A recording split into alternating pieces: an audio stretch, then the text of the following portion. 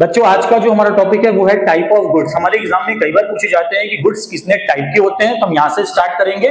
सबसे पहला टाइप आता है हमारा final goods, intermediate goods, consumption goods जिसको हम कंज्यूमर गुड्स भी बोलते हैं, और कैपिटल गुड्स। कंज्यूमर गुड्स हमारे पार्ट चार पार्ट में होते हैं: durable, semi durable, non durable और नॉन मटेरियल गुड्स। तो फर्स्ट स्टार्टिंग फाइनल गुड्स क्या होता है? फाइनल गुड्स का मतलब होता है ऐसे गुड्स जो फाइनल स्टेज पे होते हैं, मतलब ready to sell. Ready to sell मतलब जो हम कस्टमर को सेल कर सकते हैं, ऐसे गुड्स को हम बोलते हैं फाइनल गुड्स। इंटरमीडिएट गुड्स का मतलब होता है ऐसे गुड्स जो तो ना तो रॉ मटेरियल में होते हैं और ना ही वो फिनिश प्रोडक्ट में कन्वर्ट होते हैं। तो वर्क इन प्रोग्रेस जो होते हैं वो होता है आपका semi variable goods. Consumer goods जो होता है जो कंजम्पशन के लिए यूज किए जाते हैं उसको हम बोलते हैं कंजम्पशन गुड्स।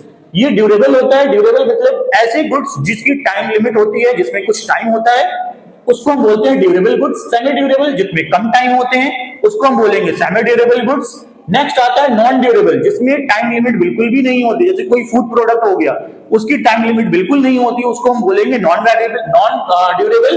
एंड लास्ट आता है नॉन मटेरियल गुड्स जो गुड्स की कैटेगरी में नहीं आता। दैट मीन जिसको हम सर्विसेज बोलते हैं, डॉक्टर सर्विस, लॉयर की सर्विस, होटल की सर्विस, ये सब नॉन मटेरियल गुड्स में आते हैं। ठीक है।